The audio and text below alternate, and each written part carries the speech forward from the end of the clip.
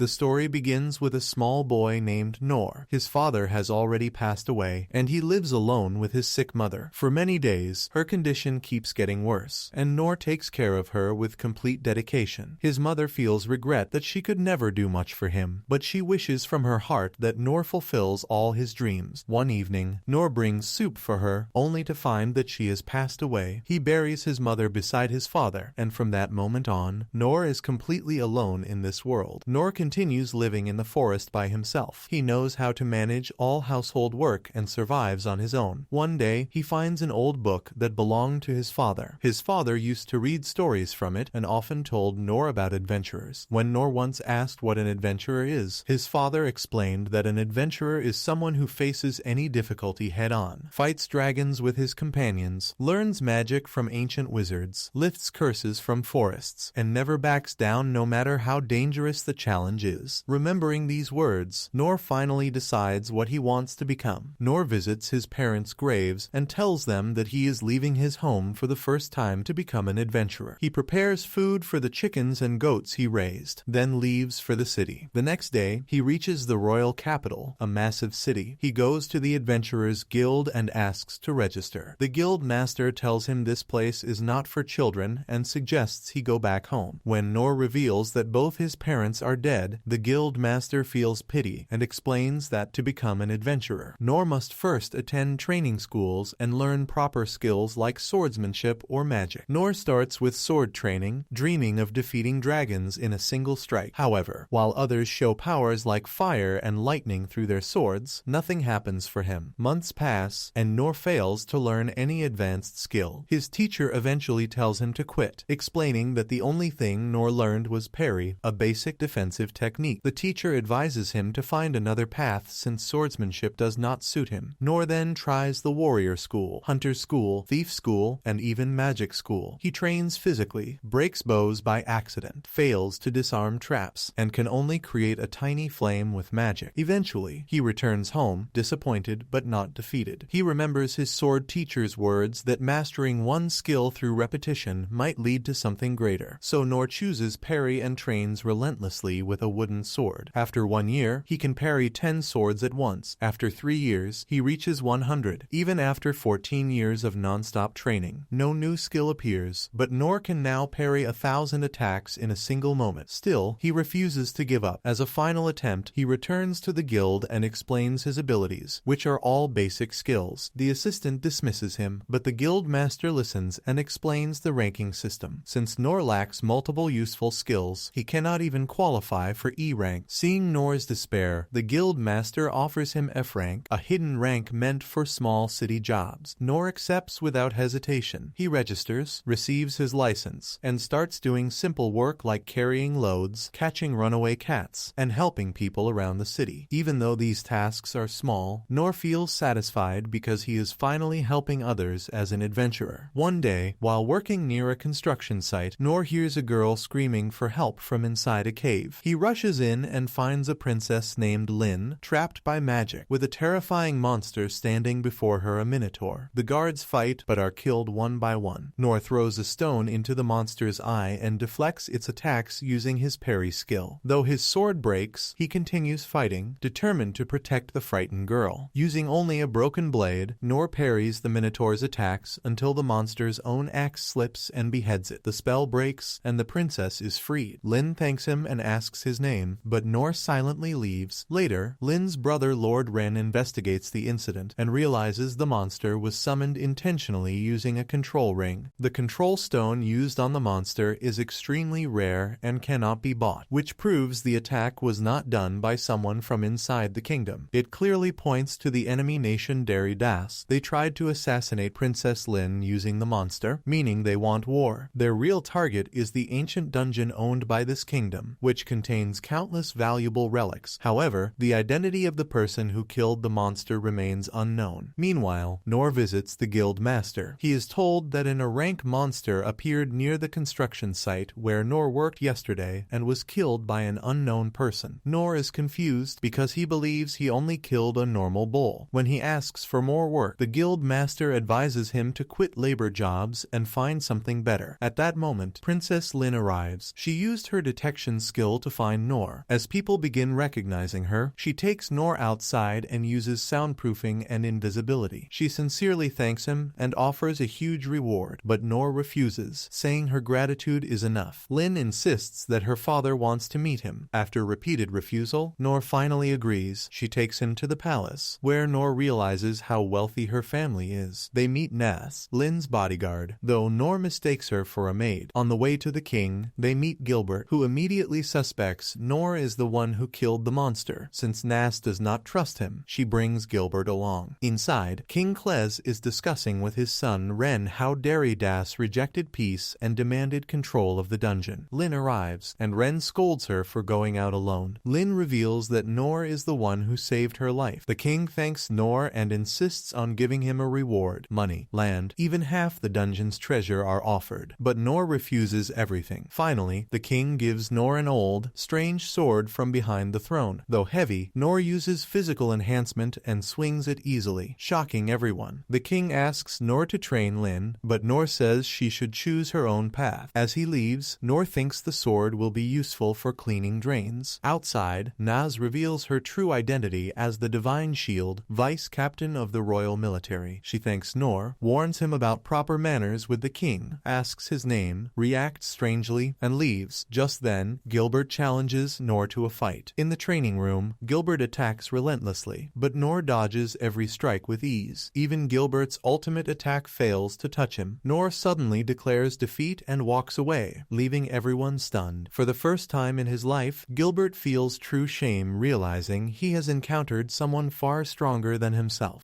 Before leaving, Noor tells Gilbert that they will meet again. After Noor walks away, Gilbert notices cracks forming on the floor. He does not understand how Noor caused this, but the fact that Noor dodged his final technique proves that he has finally found someone on his level. Meanwhile, as Noor heads home, he thinks about how incredible Gilbert's attack was. To dodge it, he had to use both physical enhancement and feather step, which caused the ground to crack. If he had been even slightly late, he would have died. This makes Noor realize that he is still weak and needs to become much stronger. The next day, Noor uses the sword given by the king to clean a drain. The drain gets cleaned perfectly, and Noor feels satisfied, noticing that the sword does not even have a scratch. After finishing his work, he realizes that the construction site is closed for a few days because of the monster incident. If this continues, he will have no work. He starts thinking of new ways to use the sword, but suddenly Lin appears. Lin tells Noor that she wants to become his assistant. She wants to help him with daily tasks in exchange for learning his techniques. Noor refuses, saying he has nothing to teach her. Lin insists, claiming she topped all 6 training schools and can be useful. To prove it, she shows her skills: Ice Dance, Hellfire, Mist Blade, and Divine Slash. Noor is surprised but still refuses, believing her skills are far stronger than his. To show how weak he really is, Noor uses Tiny Flame. Seeing it, Lin is shocked. She realizes that Noor's Tiny Flame is far stronger than what even magic masters can create. Noor believes it is a basic skill, but Lin understands that his abilities are extraordinary. She decides to accept Noor as her master and become his student. Elsewhere, Ren wonders why his father gave Noor the black sword. That blade is made from an unknown metal, completely unbreakable, and was found in the deepest part of a dungeon. Ren suspects the king trusts Noor because war is approaching. Lin stays with Noor, determined to learn from him. Later, they visit the guild for their next job. The guild master is shocked to see Lin, but assigns them a goblin hunt. Since Lin is B rank, this will be Noor's first real adventure outside the city. Though Noor worries about using Lin's rank unfairly, she reassures him. They head to the forest of beasts, where goblins are usually hunted. After walking for a long time without finding any, Lin senses danger. Suddenly, a goblin corpse falls in front of them. Using her magic, Lin reveals a massive monster. Noor is shocked by its size, but encourages Lin, saying they can defeat it together. Unknown to Noor, this is not a normal goblin, it is a goblin emperor, an extremely dangerous creature. Believing in Noor's confidence, Lin prepares to fight. The emperor uproots trees and attacks, but Noor calmly parries the blows with his sword as the real battle begins. Lin attacks the goblin emperor with her magic, but it has no effect. The goblin throws a tree at her, but Noor steps in and parries it. The goblin starts uprooting trees one after another and hurling hurling them at Nor. Nor keeps parrying, but he slowly gets exhausted. Lin notices that the goblin's wounds are healing rapidly, which is unnatural. She then spots a gem embedded in its head and tells Nor that they must remove it to defeat the monster. The goblin throws multiple trees at once. Nor cannot block them all, so Lin uses wind blast to blow the trees away. Some hit the goblin, but its wounds instantly heal again. Nor realizes this fight will drain them completely. He tells Lin to launch him toward the goblin using wind blast. Lin hesitates, knowing how destructive the spell is, but Nor braces himself with the sword on his back. Lin attacks, sending Nor flying at extreme speed. Nor strikes the goblin's head and knocks the gem out. The goblin screams in pain. Nor asks Lin to finish it quickly, and Lin incinerates the goblin emperor with hellfire. Neither of them feels good about the kill. Nor decides to stop goblin hunts for now and train harder, realizing he could not defeat even a goblin alone. When Ren hears about the goblin emperor, he suspects Derry Das again and orders further investigation. Nor and Lin return to the guild and report the hunt. Nor credits Lin for the kill. The guild master jokes that Nor probably just watched. When asked for proof, they admit the goblin was burned to ashes. Despite this, the master pays them anyway. This is the end of the video.